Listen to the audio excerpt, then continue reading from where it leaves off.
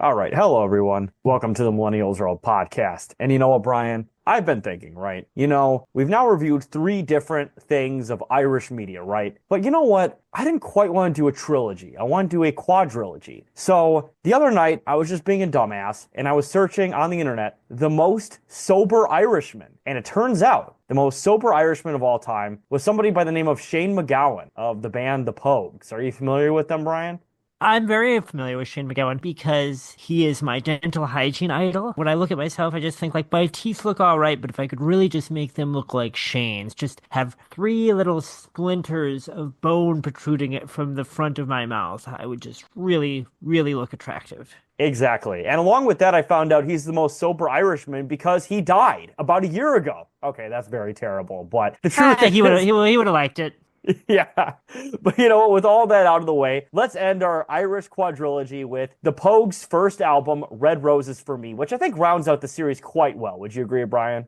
Yeah, actually, it's even more, maybe not more, to the as much as inflammable material, but kind of in a different direction. It really does add some texture to some of the things that we're talking about, particularly in regard to like diaspora, I think. Hell yeah. And speaking of, let's get into the album. But before we get into our album this week, Brian, let's bring back our segment, Cringe Generational Cringe Millennium Moment of the Week. Week.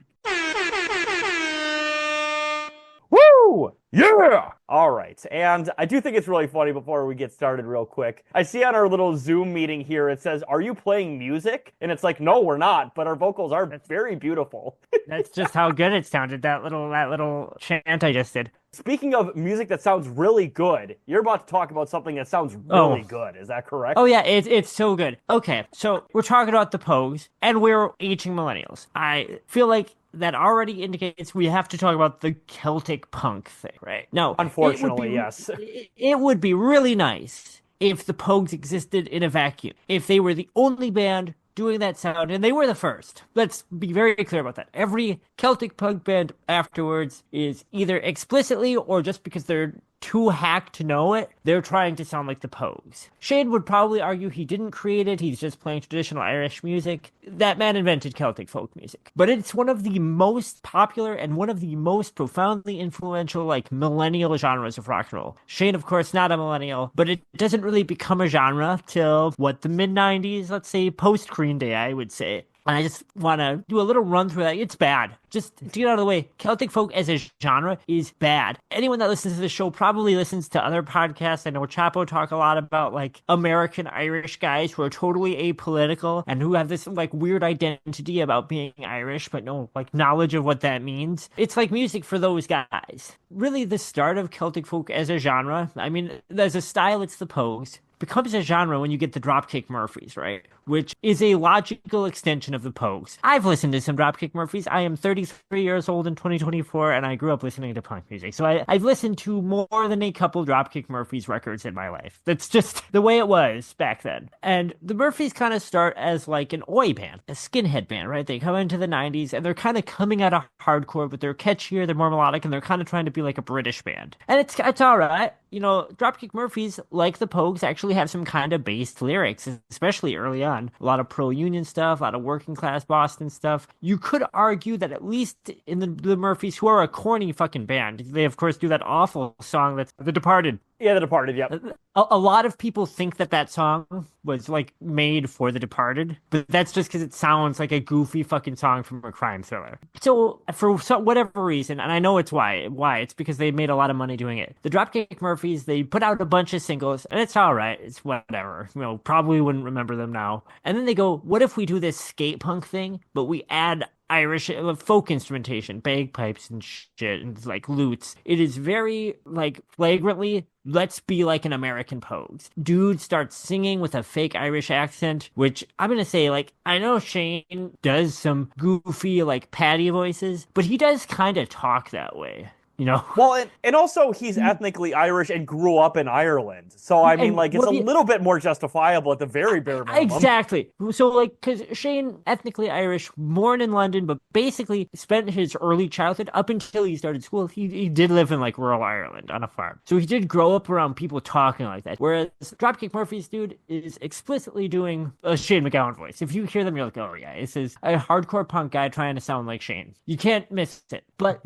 at least the Murphys, that is like a punk band who had some sort of marginal influence in populist politics and Boston Irish, like whatever. But after them, there's this whole host of bands that are just now trying to sound like them. And I listened to a lot of them this week. So, obviously people who are listening to this episode probably know about Flogging Molly, just a shit band who just sound like a shinier version of Dropkick Murphys. Who else? The Gobshites. I listened to some of them. Boy, that was fucking awful. But eventually what I ended up listening to was a band that formed in like the late 2010s, I think. Taylor, they're the worst band I've ever heard. I'm not joking. They're one of the worst bands I've ever heard. It's like butt rock, but it's this weird thing where they're playing a type of punk rock, but you can tell none of them grew up on like punk as like a subculture. They're a band from Hungary called Paddy and the Rats. Oh, they're Hungarian? Oh Yeah, my God, that sounds horrible already. Yeah.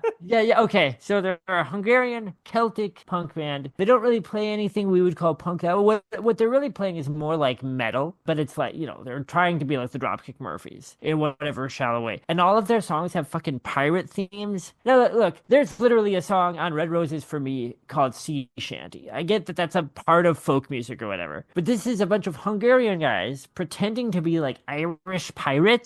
I just listened to their 2024 album in preparation for this episode, and there's a song on there called Shit Smell Jack that's just about a pirate or a sailor or something that just smells like shit and drinks so much he shits his pants. Brian, I have to say, this is the most, like, Central European trying to be awesome type aesthetic I've ever seen. It's this so, rocks. Yeah, it's so, like, epic. And you just think, like, this is not the legacy of Shane MacGowan or the Pogues, but this is their lineage. Inadvertently, Shane MacGowan, in his quest to bring back traditional Irish music, which was met with a lot of resistance in the 80s, which I'm sure we'll get into, he spawns this whole genre of just some of the worst, corniest, most embarrassing music. Like, when the Pogues do it, there's something really, I think, kind of beautiful about it and kind of like, almost kind of austere. But almost any other band, we're a rock band with bagpipes. Well, unless you're Korn, I guess. Yeah, I was gonna say, unless you're Korn, that doesn't really work. Unless you're Korn, it's like, well, I guess it does work because a lot of people love it and it makes sense from like a musical standpoint. It's just like, to me, punk rock is like, and I like a lot. My actual definition of punk is very broad. Like, I would say the Sex Pistols are punk, but so are like Joy Division or whatever, so are like 10 in the Swear Jar. So it's not like I have this really conservative definition of what punk is, but it's supposed to be something that's kind of like oftentimes reactionary, but the expression of some kind of alienation. And the thing that I find with a lot of these Celtic bands after the Pogues is kind of like, it's a way of playing punk that feels, even when the politics are all right, as in the case of the Dropkick Murphys, something about it feels kind of reactionary, right? It feels kind of clean and static, not aesthetic, rather. It feels very much like cool, like we're being cool, epic guys, like they're kind of like bro music, like a way for like bros hanging out and bar hopping to listen to punk. And it's like, well, why don't you just listen to like something cool if you're gonna do that? Why do you need this fucking bagpipe music? I guess it's frustrating to me, and it's interesting because you think like, do these guys see the difference between what Shane MacGowan's doing and what they're doing? I believe the Dropkick Murphys do. I think if you ask the Dropkick Murphys, they would say like, well, of course, we're not doing something on the level of Shane MacGowan. But if you ask Flogging Molly, if you showed Paddy and the Rats the Pogues, I think they would absolutely think, oh yeah, this is the tradition we're working in. Oh yeah. Because they don't understand what it's expressing. No, absolutely. But you know what? Speaking of people who I think some... really mastered that, though, Brian, I think this album, really mastered that craft. Would you agree with that? Yeah, no, I think so. So the Pogues in general, there really is not another rock and roll band like them. And to be honest, their next couple albums are even maybe better examples of kind of their craft and their talent. But Red Roses for me is the one I wanted to do because it's so high energy and it's so raw. And I know Shane's on record saying that this is the only studio album they ever did that he felt reflected their live performance. And so I thought it would be the best option to talk about. Also just because it's their debut, Oh, absolutely. I think it works perfect. So, just real quick. So, once again, this is their debut album, Red Roses for me. It came out in 1984. It was performed once again by the band The Pogues. And first trivia fact I had here is The Pogues is short for Pogue Mahone, which is Irish language, or Galgay for kiss my ass. Essentially, that's what Pogue Mahone means. And apparently, by the way, that is apparently a phrase that the Irish American white supremacists like prison gangs love using. So I found that one very interesting. Obviously, I'm sure some of those guys love the Pogues, even if Shane doesn't love them. Oh, no, 100%. And then, speaking of course, the personnel includes Shane MacGowan, once again, the most sober Irishman and the Irishman with the best teeth of all time. There are also country gem finer, Spider Stacy, and Spider Stacy and Shane MacGowan were like the two mainstays, right, of the Pogues. Yes. Am I wrong about that? Yeah, no, you're right. Shane wrote probably 70-80% of the Pogues music. Spider wrote the rest, more or less. I mean, they were musical partners. Okay, fair enough. And then Maestro Jim Fernley, Rocky O'Riordan, Andy the Clobberer Rankin, and just I'm sure there's many others that came after. But I also love all these names, by the way. Just fucking fantastic names that are very evocative of something. You know what I mean? I mean, Shane MacGowan's just like his name, but the rest of them are very evocative. I'll say that. What's the names of like some like hooligans in like an Oregon short? Like, oh yes, 100%, absolutely. Some kids with like soot from an exhaust pipe on their face running around pulling pranks. Yeah. And then this album was produced by Stan Brennan. It was released on Stiff Records, and it's about 40 minutes and 12 seconds long. And on Amazon, it has a 4.7 out of 5, and a Rate Your Music, it is a 3.69 out of 5. And next trivia fact I had here for the Rate Your Music is that it was the 69th, in parentheses, nice, highest rated album for 1984. And 1984 was a fucking great year in music. So to have this album be in the top 100, that's a real fucking achievement right there. Very influential album, very, very critically regarded too, which is interesting for this kind of album.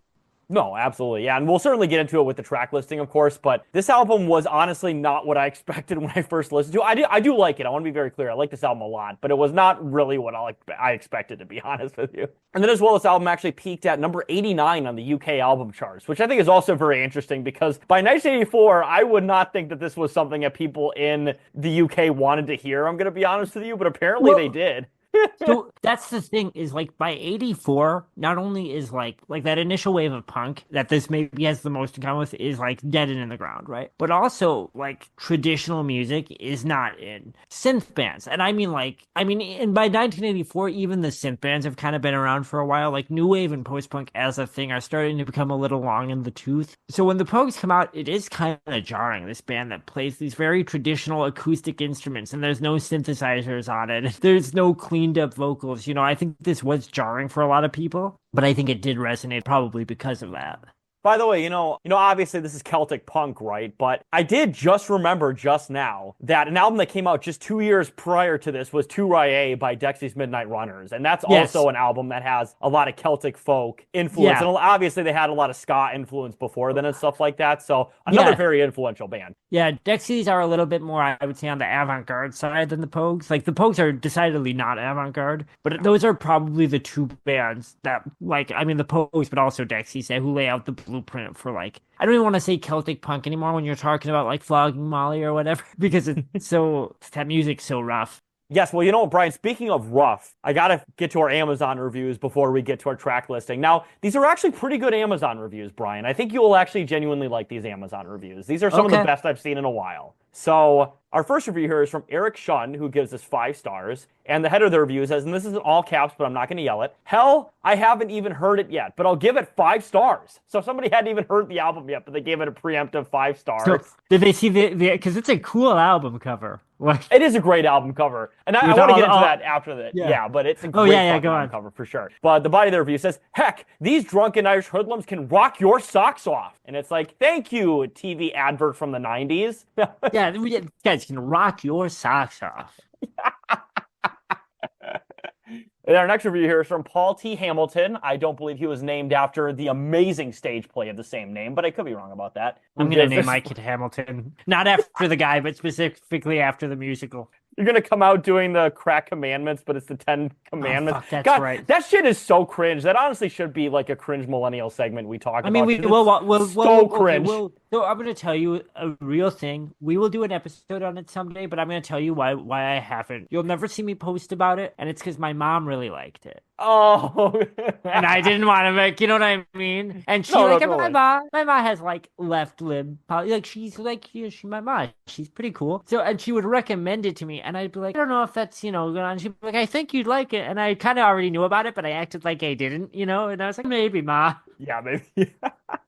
But Paul Hamilton gives us 4 stars. And the header of the review says, 4 roses. And the body of the review says, grab yourself a pint of 4 roses. Don't walk, run for the roses. The Pogues' best discs are back in print with this great remastered re-release. And raise a frosty mug with me to this delightful brew. Now, once again, this is also a 90s like album advert. This is like so weird. Like people keep doing this. I think that's because the guys that the people, I shouldn't gender it, the people that listen to the Pogues are like very Gen X, right? People that would have been in high school when this came out, like I do feel like with Gen Xers that they write reviews like they're like, someone's gonna see my review and it's gonna make or break their decision to get this album. Which like it probably won't. I gotta get my voice heard. It's to be honest, if I'm to the point where I'm reading Amazon for reviews for an album, I have already heard it, or I'm about to listen to it regardless. Yeah, exactly. Oh god, and then our sole negative review, I think this is the only negative review on Amazon, so I had to include it. So Malcolm gave this 1 star, and the head of the review says, great album, but can't play it on iTunes. And it's like, well, first off, you gave an album you like 1 star because it can't play it on iTunes. Bro, what are you doing? Does he mean like, I guess, when was this written? Actually, you know what? Let me look it up real quick, because I'm feeling it's probably going to be like 2007 would be my guess. Well, because, I think so. Because my assumption was the album just not on iTunes? Which is interesting, because obviously there are some albums that, just got a delay of a physical release because the label sucked. Like, very famously, that fucking, Acid Bath album that everybody loves. It sucked. Yeah, piece of shit record label, that's for fucking sure. But just in general, though, like, if an album's not on iTunes, that's like a deliberate choice, I feel, at a certain point. Well, yeah. Again, the Pogues, pretty influential band. By the time that everyone had a home computer, for a band as kind of rough around the edges as they can be, they were a very mainstream band. I have it, Brian. It was 2012. It was the week that Obama got reelected. That's when this review came out. So this was pretty late. Yeah, like what? But I just still don't understand. It's not on iTunes. It just wasn't on iTunes. He couldn't play it. Like he couldn't play the CD on his iTunes browser. Like I don't understand. Yeah, There's always a review like this, and I just don't understand it. And it's like it's turning me into like a boomer because it's so confusing about its understanding of technology. So, but yeah, he basically says I can't download it to iTunes, and then the last sentence is, as for the music, well, what can I say? Fantastic. But try to find a version which you can rip to iTunes. And it's like, once again, why'd you review something you love but give it 1 star because the format sucks? That's not what Amazon for. But also, like, does the format suck, or is it just not on your preferred form? You know what I mean? Yeah, that's a good point, actually. So, like, if, let's say I love an album and it's not on vinyl. Okay, Acid Bath, good example. Probably will never be on vinyl again. Maybe. We'll see. And then I read a review of The Kite String Pops by Acid Bath, and I gave it 1 star. The equivalent would be me saying, great, love this album, but it's out of print on vinyl, and that sucks. I'm so upset that it's out of print. That's the same. You'd be like, this is literally like my favorite album of all time, but Rotten Records sucks and won't re-release this. Yeah. Just so fucking stupid. But speaking of things that aren't 1 star, Brian, let's finally get into the track listing here. So there's 13 tracks. 13, frankly, Brian, I think you and I can agree, pretty much universal barn burners here. Barn burners is a really great phrase. I have a few throughout, like, little notes on specific songs, but I know we've said the phrase Celtic Punk about 24 times already. The thing that distinguishes the Pogues from, like, bands you might be thinking of, like Dropkick Murphys, other than just being better, is they're very traditional in their instrumentation and just in their overall sound. It's not like Clash riffs or, like, Bad Religion harmonies with, like, bagpipes over them. It's very traditional Irish folk arrangements with, like, it sounds corny to say, but the punkness is in, like, the energy of it. They're not trying to be like, oh, let's make, like, a quirky mix of punk and Irish music. It's more like, it's like people who are punks making Irish music. Does that make sense? No, like, that's absolutely. Just how they are and how they play, and it comes through in the energy of the songs, but the actual musicality of it is very traditional Irish folk music. Yes, no, 100%. So, with that aside, of course, I'm just, like I said, so excited to get in these track listing here. So, the first one is Transmetropolitan, which is, once again, I mentioned, great barn burner of an opening track. Great fucking first track. It's a good introduction to this band, to the world at large, I think. Yeah, I actually think, one of the things I'd said right off the top is this is very specifically about the diaspora, as opposed to Stiff Little Fingers, who we chose that album because it's about living right there in their troubles. The Pogues, though, because of Shane's kind of confused ancestry of being born in London, spending his childhood in Ireland, being sent back to London to go to school, being expelled from school because of drug and alcohol use and going back to Ireland and back and forth for some time, he very openly said he often felt like he didn't have a home. Even when he was living in England, he never felt settled there. For years and years, his family was never settled there, and his experience was there as kind of being alienated from the wider culture of, like, London. And I do think that's what Transmetropolitan's about. It's about, like, the experience of being, like, this working class Irish person in London at the time that Shane would have been, going to school, which would have been in, during the punk era, let's say 76 to 78 or whatever. And it's basically a song about being, like, this drug addicted, drunken, raving, like, psycho in, like, London, right? And being surrounded by all this British bullshit. Well, that's the thing. So there's actually a couple cultural references that I do know. So there's from the dear old streets of King's Cross, which is actually the neighborhood where the Pogues met. I believe it was actually at King's Cross Station, which I used many times when I was in London. And apparently back in the 80s and 90s was like the biggest like fucking addict den in all London. So that's fun fact of the day. It didn't feel like that when I was there, but apparently that area has been gentrified a lot since then. But the Disneyfication of King's Cross.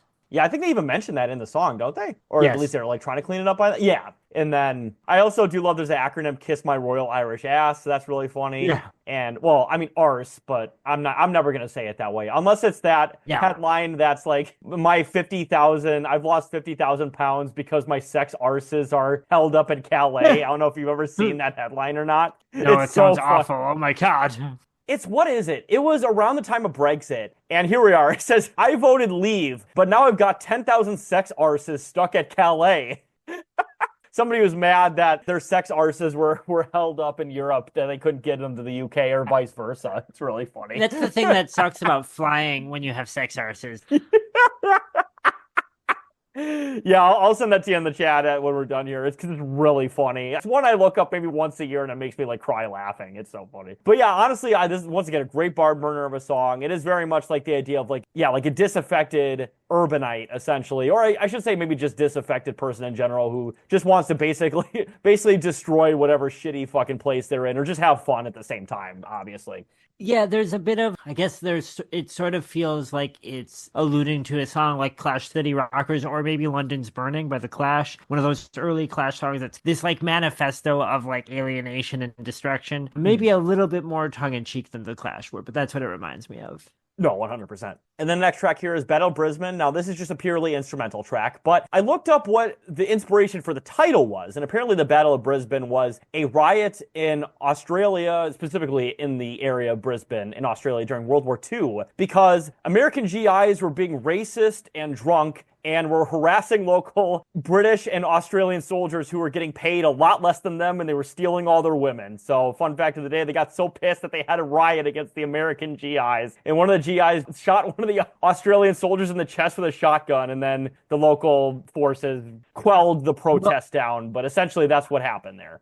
I don't know if it's intentional, but it's funny. You sent me that video, and when I was like listening to it today while walking around, I was thinking that does kind of reflect. I don't know if this was Shane's intention, but the actual like composition of the track is that it's it's a shanty, a dance song. It's about 2 minutes long, but it keeps building, and with every sequence, it gets more kind of hectic and aggressive sounding. And it does sort of feel when you listen to it like it's like about a building tension culminating. And I was like, oh, is that why it sounds that way? Maybe it's not. Maybe I'm like projecting that onto it.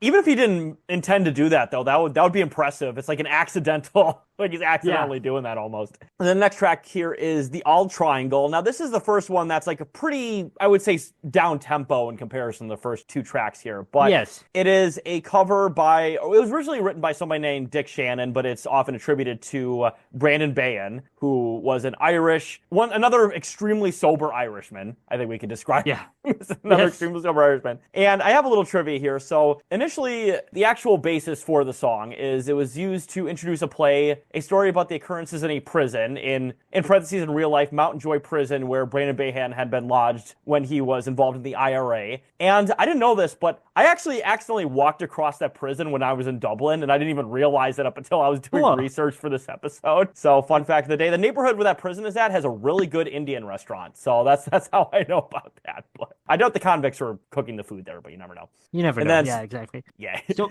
sorry, just a little bit more context here. So, the day a convict is set to be executed, so once again, there's context here. The triangle in the title refers to the large metal triangle which was beaten daily in Mount Joy Prison to awaken the inmates. So, I find that very interesting because I did not know a lot of this kind of shit.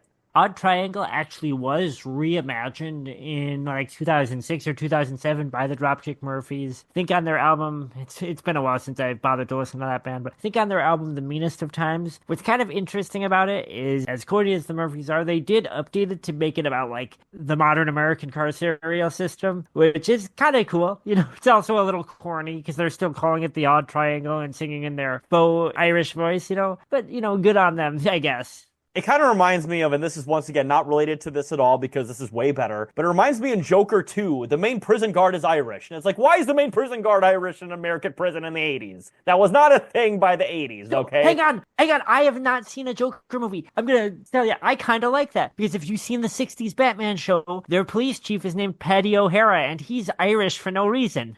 Okay, interesting. You know, speaking of Irish/British people, you know who's also in that movie, Brian? Who? Is American podcaster and friend of Cumtown, Tim Dillon is in that movie. So fun fact of the day.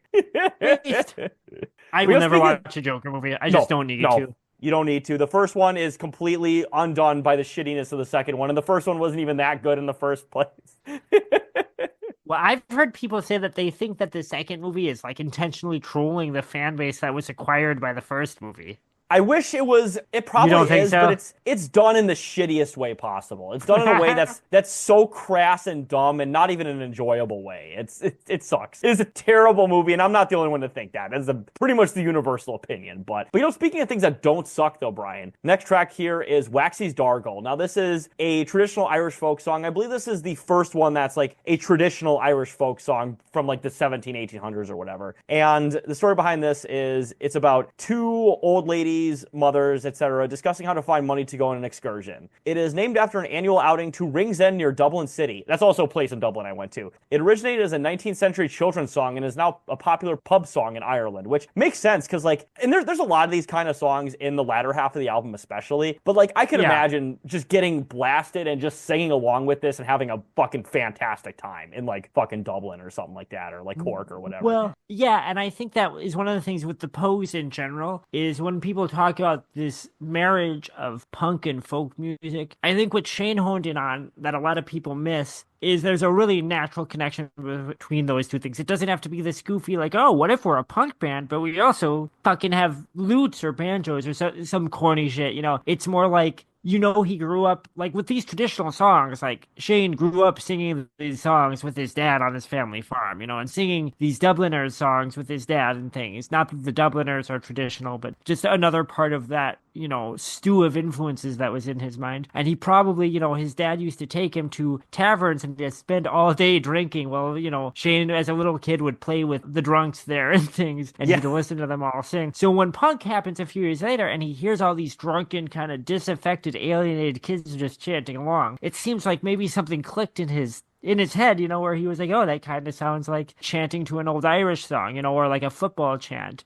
Dargle is also, for my money, one of the most overtly punk-sounding tracks on the album, which I think is just because Shane is really leaning into the drunkenness of his vocals, and it makes the vocalizations on this track sound really aggressive. No, totally, 100%. And also, Brian, you were talking about, of course, their parents getting drunk and kids having to play with the drunks in the bar and stuff like that. Brian, are you sure you're not talking about Wisconsin? That's what it reminded me of. But here's the thing, though. In Wisconsin, though, they don't sing because white Wisconsinites have no culture. They're just sad. Yeah, I know. I was thinking that. I was like, oh, that's like growing up where I grew up. Without the camaraderie and the community of it. Yeah, everyone's just fucking mad at each other, being like, how come Kathy gets extra fucking food stamps and I don't? That's Yeah, exactly. Kathy's a fucking lying bitch. She lies to get her food stamps. But speaking of people who definitely did lie to get their food stamps as well. So the next song from here is Boys from County Hell. Now this is, I know you talked about this being, I think you said this is Oh. your favorite song in the album.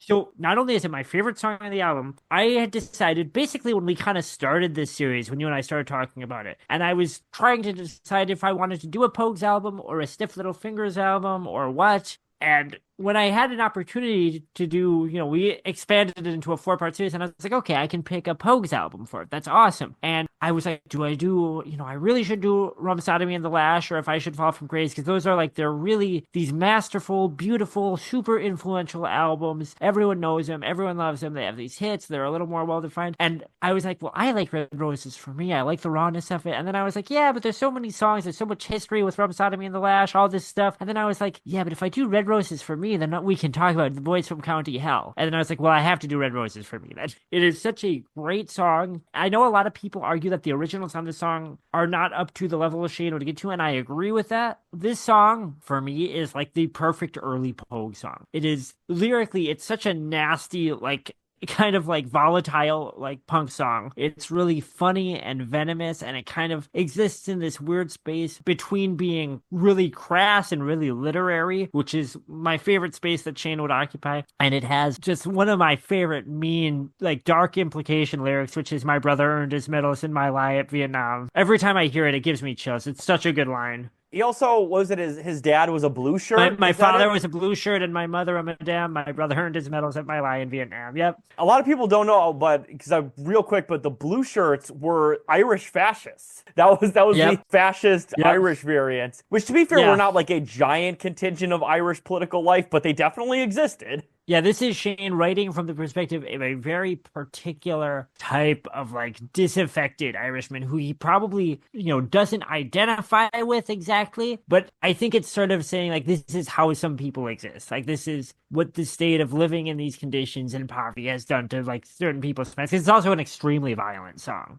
No, 100%. Yeah, and you were talking about obviously the violent nature of a lot of these songs on here, right? Or I should say the raucous nature of a lot of these things, right? Yeah. I could imagine that especially people that Shane knew growing up or, talked about his dad basically, right? Those people grew up either directly in or in the ashes of the centuries of oppression and colonization and just frankly misery that was Ireland up until a couple decades ago. So that obviously influenced a lot of that era of Irish culture and even probably to a certain extent modern Irish culture too.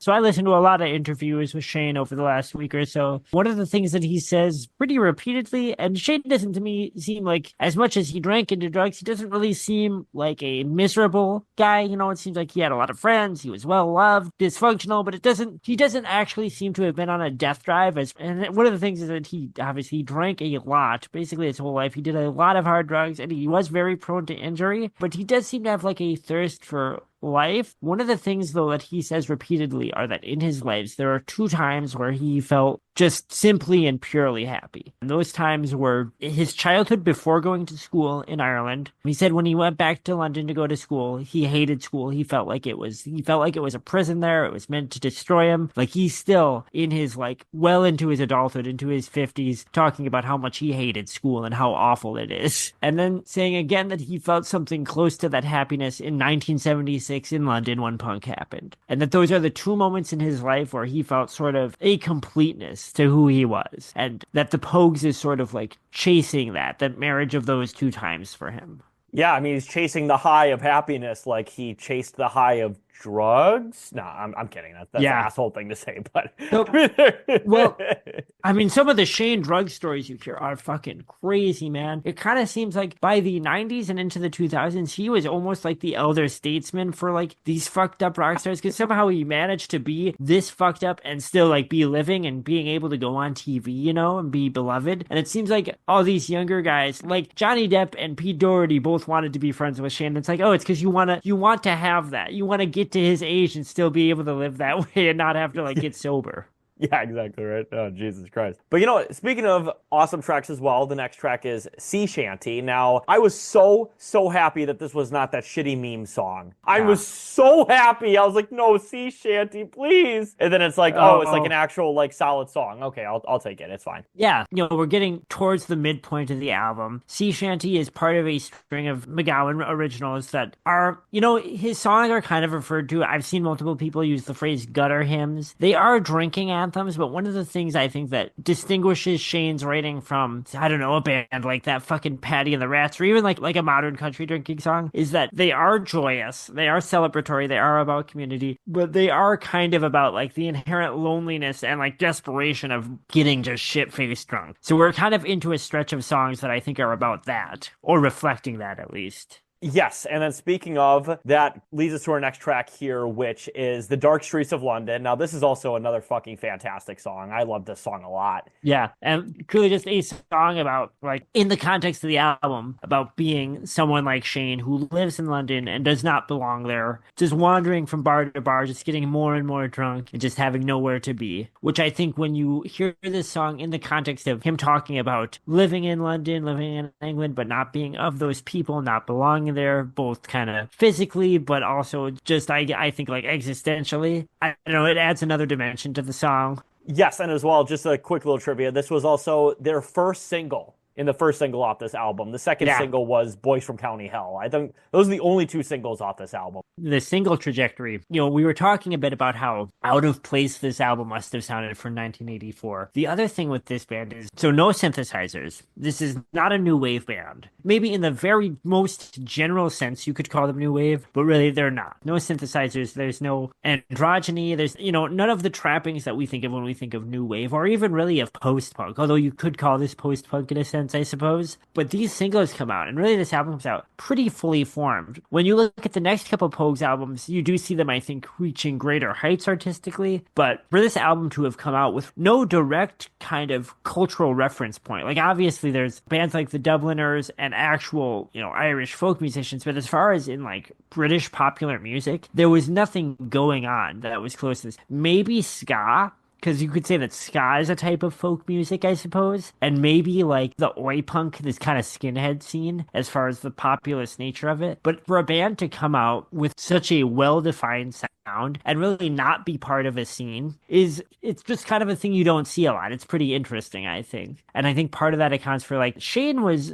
a little bit older than artists usually are when they make their first album at this point. I think he was already in like his mid-20s. He'd already been in the Nipple Erectors before this. No, totally. And, speaking of obviously continuing great tracks here that relate to drinking, so this one's literally about that. So, Streams of Whiskey, which is a song that I think details a dream of Shane meeting Brandon Bayan, which is, of course, the guy we were talking about earlier in, I think that was All Triangle, I want to say. Yeah, All Triangle, Yes. Yep. Yeah. And obviously talking about his success and downfall due to alcohol, Brandon specifically. And, of course, I think Shane probably related some of those feelings to him. And I think Brandon Bayan was like basically like the most inspirational figure to him lyrically. Am I not mistaken? He referred to him. No, he referred to him a lot throughout his career. One of the things with all of these drinking songs, and of course it's going to come up a lot when you talk about the Pogues, talking about Shane's drinking, I'm not going to call it alcoholism because he did not call it that. A thing that you hear a lot is, and you should, if you get a chance, you should watch some interviews with Shane. He was so sharp. He was so funny. He's so drunk all the time. Someone around him, including members of the Pogues or like,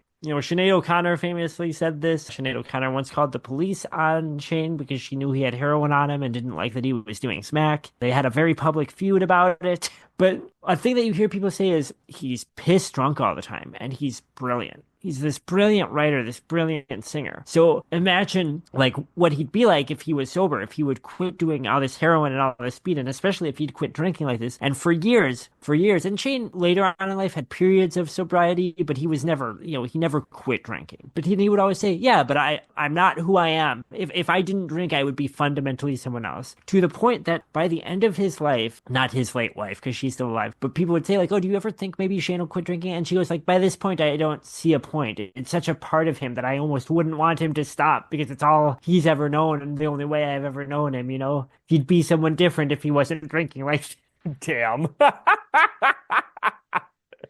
But you know what? We talk about drinking, right? Next song here, I think, relates to another working class obsession, which is working yourself to death. So next song here is Poor Patty. Now this is once again another sea shanty song, and this is a great song for somebody who just had a really shitty day at work, which I did. So I related to this song a lot re-listening to it, because it's basically a song about working all day, busting your ass for not a lot of money, and then it basically kills you eventually. Well, and ultimately, like, you know, you're working all the time to get the money to exist, and you're fantasizing about eventually dying so that you'll be in heaven, where in heaven you will continue to work. Yes. Now that, Brian, are you sure he's Irish? Because that sounds like a very Protestant work ethic thing. One of the things with this song seems as good a point to bring up as any. There was sort of, with some native Irish people, there was a movement, I don't think a huge one, but a non-zero movement of people that did not like Shane MacGowan. And Shane's own analysis of this was that in the last, you know, maybe the 20 or 30 years leading up to the existence of the Pogues, there had been this very rapid urbanization of Ireland that had kind of left behind, in his mind, populism and the types of like folk music he was doing, kind of in sawdust and embarrassment, and that he felt that he was trying to kind of keep that strand alive. There was like a movement of people who felt that Shane MacGowan was this very crass Englishman who was kind of playing the drunken Paddy, kind of doing almost like a caricature of an Irishman for kind of a bawdy Irishman for kind of a mocking and jeering English audience. He's also very beloved in Ireland, but this seemed like a good song to bring that up. I did find some people saying like, oh, you know, they didn't like the idea of,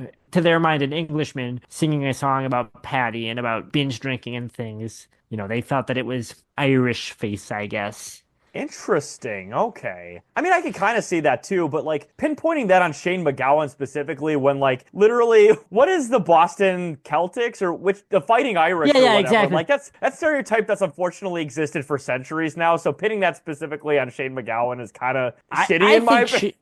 Well, I agree with you. When I read that, I was like, okay, that's interesting. I can see their point, but I get the impression that Shane MacGowan, and it really does seem the same, was always that guy he was on stage, for better or worse. Yeah, it wasn't like there doesn't seem like a lot of pretension. There doesn't seem to be a lot of pretension going on. Not like he was like, time to put on my Mick face and start stumbling around and slurring my words. Well, you know, in real life, he's probably like, oh my, I guess it's time for me to act like a Mick. Yeah, that's what he actually that's how they're acting. And it's like, I don't know if it's like that. Also, a lot of these songs, as we're seeing in the back end of this album, these are traditional Irish songs. Like, a lot of these aren't songs he wrote. Like, half the songs on this album are songs that had existed for centuries, if not decades prior. Like, seriously. Since we're talking about Shane MacGowan, his persona, and sort of his foibles, one of the stories I heard quite a few times, it's a very famous early Shane MacGowan story, is, so obviously he's very active in like that first punk scene in London. Like he's one of the people that's there. He's seeing those first shows by the Pistols and the Clash, and you hear a lot of interesting things from that point. One of the things he says repeatedly are the Pistols and the Clash were the only punk bands. Every band after them, including his own, the Nipple Erectors, are garbage. And then he says, and really I only probably like the Sex Pistols as much as I did because John Lydon was so Irish. You do hear this story a lot, that a lot of people say it might have been the beginning of him kind of having a public image and maybe it didn't serve him well. So Shane was at an early Clash gig and he's dancing and they're getting rowdy. And he's dancing with someone else who went on to be the guitarist in another early punk band. And this kid, he like cuts Shane's ear really bad, right? And blood is just streaming down Shane's face and he's shirtless. So he's got blood all over his torso and his face. And this got printed in a local tabloid. And someone relayed this story as claiming that his ear had been bitten off, which was not the case. But that's how tabloids presented those early punk shows. And his face was all over it and his real name was all over it. And so Shane kind of in the early punk scene became legendary as this guy who got into these fights and got his ear bitten off at punk scenes. And some people close to him say that might have been the beginning of him feeling kind of like he had to live up to that persona, maybe. That's the thing I heard more than a few times people close to him say, so I thought that was interesting. Interesting. Okay, I had never heard that story. That's really fucking fascinating. I also had no idea that he was like involved in the OG punk scene. Yeah, that's really interesting. His first band, the Nipple Erectors, who later changed their name to the Nips, they formed in I think 77 and they broke up in 79. They released a bunch of singles. I love the Nipple Erectors. I think they're a really fun, cool early punk band. Shane hates them. He thinks it's pap and it's garbage. He says once in a while, you know, when people would ask him about the Nipple Erectors, he'd say, "Yeah, it's garbage. I could write that in my my sleep. But the thing with most people is they don't know the difference between pap and quality. So they hear the Pogues and nipple erectors and they go, oh, it's both great, because they don't know. People don't know what they're listening to, which I thought was a great quote. Damn. Well, speaking of things that aren't crap, so the next song on here is Dingo Regatta, which is just another instrumental track. So I liked it enough, but it's still just an instrumental track, so nothing too much to comment on, in my opinion. I think so. The instrumental tracks, to be honest, are my least favorite things about the Pogues. Not Totally because fair. I don't like them, but like I love Shane's voice. I love his own lyricism, but I also love him as a vocalist, the way he interprets traditional, like, balladry lyrics and makes them relevant to sort of a more modern kind of type of alienation. To me, what the instrumental tracks, they do serve a function where, like, he clearly wanted people to dance to the Pogues. He didn't necessarily want to be seen as, like, a Bob Dylan singer-songwriter. He didn't want them to be, like, this, like, extreme rock and roll band. They were a band that people would get together and be loud and have fun and celebratory and dance to. And I think the instrumental tracks kind of helped him make that statement. Here is a song with no words. This is a song just for you to dance to. It's not about a singer. It's not about projecting some experience onto. It's just about listening to it and dancing to it. And I think that's probably why he found it necessary to include a couple of instrumental tracks.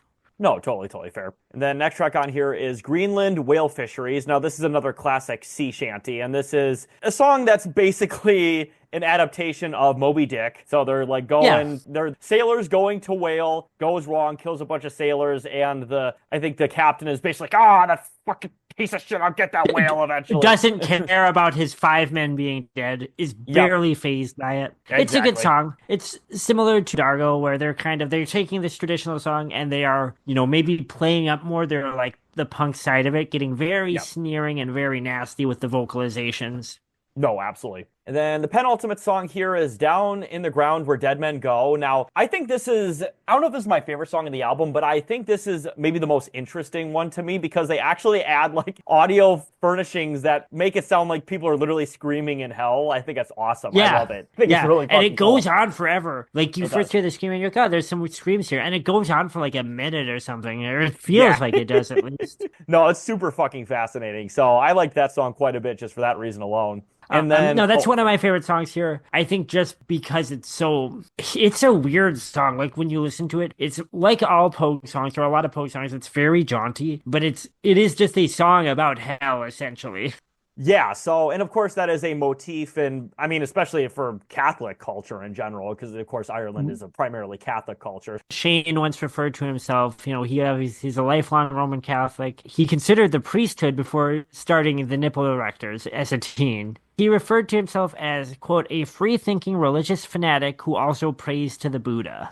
I'm sorry, Brian, that sounds very Protestant. I'm sorry. I know, that's what I thought too. I was like, that's very American. Are you sure he's not an American? I wish we could go back when he was still alive and be like, you're very American. I wonder how he'd be so mad if we said that to him. But speaking of things that don't make me mad, they just make me sad. So the last track on here is Kitty. And honestly, Brian, maybe it's just because I'm a sappy motherfucker right now, but this is my favorite song in the album. I love the song a lot. I think it's beautiful. This is a beautiful song. This is a beautiful closure, and it sort of points towards what the Pogues would develop into, which is they were always raucous. When Shane was in the band, they were always a raucous band. But on Rum Sodomy and The Lash and If I Should Fall From Grace with God, the songs get a little more down key. The emotions in them become a little bit more complicated. They're a little bit less body, and while they're still kind of drunken and alienated and kind of desperate sounding, there's a lot more of this kind of feeling in there. As the album closer here, especially after such a high energy album, I don't know, it does close the album on a peak. It's very warm sounding, and there's nothing, it sounds very tragic. You don't have to read it as that, but to me it sounds like a very, very lonely song. Yeah, I interpreted it almost as a song either about a obviously romantic lover, unrequited love, or actual like wife, girlfriend, whatever, that died, and he's having to part away to a new journey somewhere far away, or it's the idea of the Irish wake during the like Irish potato famine, when essentially it was like, well, I'm leaving for the new world, you're basically dead to me because I'm not coming back. That could be two, I guess. Those are two of my interpretations. I interpreted it the same as that. It was as a ballad about a dead lover, which is obviously a ripe subject for traditional folk songs. When you say that, though, it's got me thinking, because a big part of Shane Shane's basically his life is, leaving his home, what he considered his home in Ireland, not by his own choice, but as this small child, and kind of always feeling separated from it. Like he didn't get to have a home or some sort of attachment to any place during his formative years. So that's really interesting. So if closing it on that kind of note would really bring the whole album full circle, because by his own account, that is what led him to form the Pogues, was the lack of sort of a home nationality. No, absolutely. So yeah, like I said, those were my interpretations. Obviously, art is open to interpretation, but those were definitely mine for sure. But yeah, so that is the track listing for this album. Do we have any final thoughts before we get to our pluggables, Brian, or any more fun facts about Shane MacGowan, I should say? So I have one that I want to get out of the way here just to round everything out. So of course, we've been discussing films in the series and art that relate to the Troubles and the IRA. This album has allusions to that, but again, it's more about diaspora. But Shane MacGowan was a lifelong Irish Republican. He grew up in a family of Irish Republicans, and I have found an interview with him in 2015 where he says that he considered, as a young man, joining the IRA, and it was filmed saying that he was ashamed that he didn't have the guts to join them, and eventually he formed the Pogues as a way to overcome those feelings of guilt and do his part towards the movement by singing songs of Irish nationalism and identity. That's really fascinating. He did seem like a super interesting individual just from the little research I did. I also did see the compilation on YouTube of him being drunk. I did see that. There's a couple great moments in there. There's one where he's in Ireland and some guy says hey, are you Shane can barely stand, right? And he goes, oh, are you proud of being Irish? And he goes, of course I'm proud of being Irish. And the guy goes, why? And he goes, well, because we're the master race.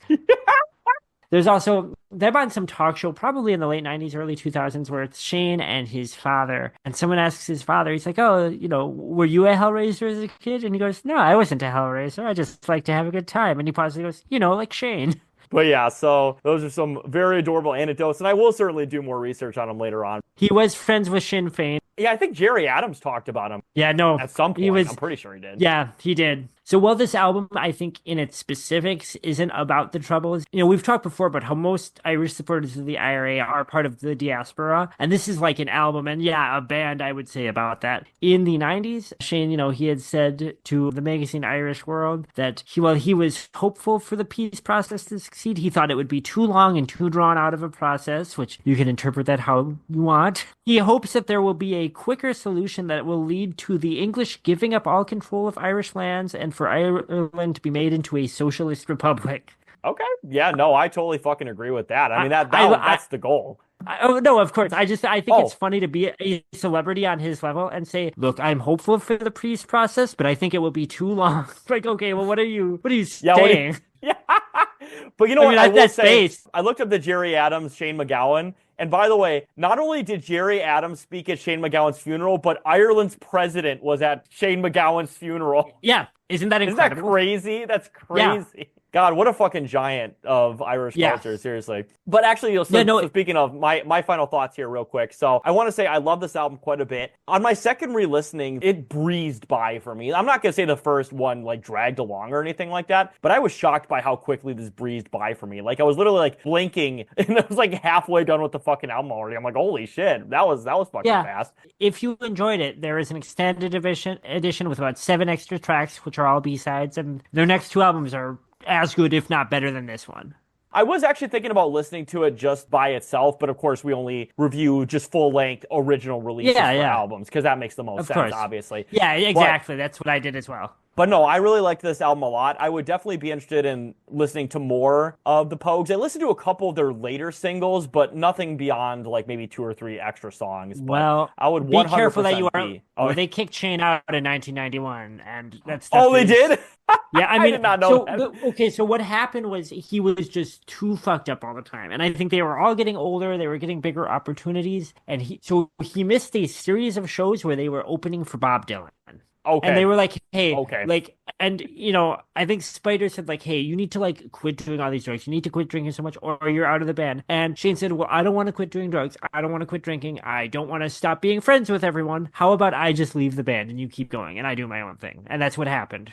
Damn, I did not know that. That's good to know. Now, obviously, don't get me wrong. I think a band can be good without a foundational member. But if I'm going to listen to the Pogues, I want to listen to it with Shane MacGowan. I'm going to be honest. No, exactly. There's stuff without Shane is pleasant. It's nice. Spider's a good songwriter. It's not like the Pogues. It's not the Pogues. I guess my final thoughts. So I do think this is a pretty essential punk album, maybe not to the degree of something like Inflammable Material, but I would almost say I think it's essential like punk listening because so many people that are into punk have probably heard bands like the Dropkick Murphys or Flogging Molly, and they thought, what is this corny shit? Why does this exist? You know? Or maybe they loved it. I don't know. I would say even more so if you like hate it, if you're like me and you're like, well, this is like for 12-year-olds, I've outgrown this. Like, I think hearing the Pogues kind of gives you a context. It doesn't make those bands good, but it at least makes you understand that there is like a lineage here in punk. Also, like, I just don't think there's another voice, literally or lyrically, like Shane MacGowan in rock and roll. I almost would say, like, yeah, I could see guys who are into like hardcore, and I do mean like skinhead hardcore, you know, like kind of being into this. I could also see people who are into a band like the Smiths and the indie pop thing being into this. I actually think the Pogues, while I was listening to this yesterday, it struck me, it sounds both older than 1984, as in it sounds like something from like some very traditional folk. It also sounds kind of more contemporary. When you look at like all the indie folk that got big in the 2000s and the 2010s, of course, like you've got that folk punk, the Tumblr punk thing. I'm sure more than a few of those bands were influenced by the Pogues. Bands like Against Me. You're kind of like, oh, this sounds very like contemporary to like, for better or worse, it did end up informing, I think, a lot of American punk in the 2000s. Another band that I think was also very influenced by the Pogues was, and this is just unfortunately when I've been listening to it recently, I heard a lot of it. It was Neutral Milk Hotel. I think was very influenced by the Pogues. No, for sure. Yeah, I'm sure. Neutral Milk Hotel, especially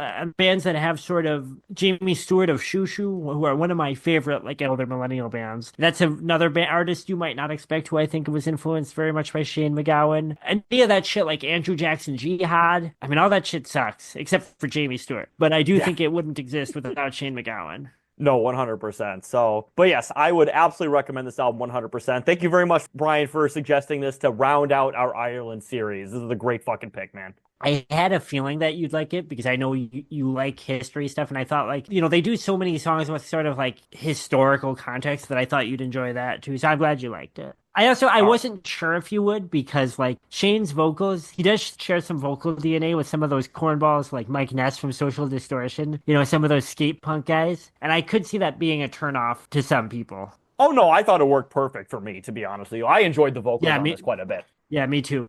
All right, so with our final thoughts out of the way, let's get into our pluggables. So you can follow me at Carlos Chantor on Twitter.com. And as well, please subscribe and follow us on both our Spotify and our YouTube channel, where we are uploading every episode simultaneously to both platforms. And as well as always, please donate to the Lucifer and the Father campaign. Of course, our good friends Scott, Sean, and Robert are creating a fantastic little series. You know, I'm not going to upload this episode on Christmas, but it's going to be pretty close to Christmas. So why not do a little Christmas gift to our good friends and donate about $20, $25? And if you do, of course, put a YouTube comment or send us an email saying you donated to us and just show us a little proof, and we will match your donation up to a reasonable amount. So like I said, $20, $25, I think, is more than reasonable for that. So of course, spread the love to our good friends Scott, Sean, and Robert, who are creating a fantastic series. Yeah, we haven't talked about it much in a while. I mean, we always do our pluggable. Anyone listening, I just want to point out again, we always talk about how much it sucks in the 2020s now trying to make independent media that's good and that you care about without using like shitty effects or doing it independently without a big studio backing. How like basically the middle class of the creative kind of disciplines has fallen out. And for me, especially talking to Sean and Scott, they are trying to make this pretty ambitious piece. They've been great friends to the podcast, and we want to support them in doing that because it's so hard to do that, especially in kind of a niche group like they're in. Please go watch the Lucifer and the Father pilot. It's on YouTube, just to at least give yourself an idea of how ambitious what they're trying to do is, so you understand why they're raising this money for it. Please. Yes, 100%. Totally agree. As well, please follow us at Millennials Are Old Pod. That's our Instagram account as well as our Threads account. And follow Millennials Are Old, the Facebook page on Facebook. So please, please, please send me your cringe millennials. They've infected my brain. They're all I think about now. I've been chanting Gen Z Boss in a Mini at work for months now. It is literally destroying my mind. I can't stop thinking about it. 5'3" and attitude. 5'3" and attitude. I can't believe, like, they should have done that for Kamala. Yeah, I was literally just thinking. I'm sure they did. I'm sure there was a version of that. 50 blue states. They would did a blue Puerto Rico. They would have somehow made Puerto Rico a state and then did that. Oh, God. Up to its flat hands annex. Up to its flat hands annex. Speaking of cringe Gen Z people, we are not cringe Gen Z people, but just like cringe Gen Z people, we are going to knock ourselves out with the worst drugs you could possibly imagine, which for millennials is melatonin. So you know what? Let's take some melatonin, Brian. Let's go to fucking sleep, and let's just imagine a world where Shane McGowan is still alive and still drinking. Yeah, please engage with us so that we can no longer quit working these awful deadening jobs and we can rise above the rest of you into the podcast content creator class. We are clawing our way up there. We need it so badly. Listen, all right? If any Irish person is listening to this, get 1 million of your friends, subscribe to this channel, and we will not have to work our fucking jobs anymore. Oh my God. Well, I would do an Irish media content podcast. Yes. I'd fucking do it. Diaspora cast. And we don't do an accent at all. We just cover Irish media. No, of course not. Yeah. All right. So yes, with that out of the way, have a good night, everybody. Free Ireland. I'm very happy we finished this series. I'm very happy we were able to do this series. So once again, all the like 6.2 million or however many people in the Republic of Ireland, please subscribe to our channel so we do not have to work our jobs anymore. So we did this for you. You owe us. So have a good night, everybody. Free Ireland. We love you. Have a good night.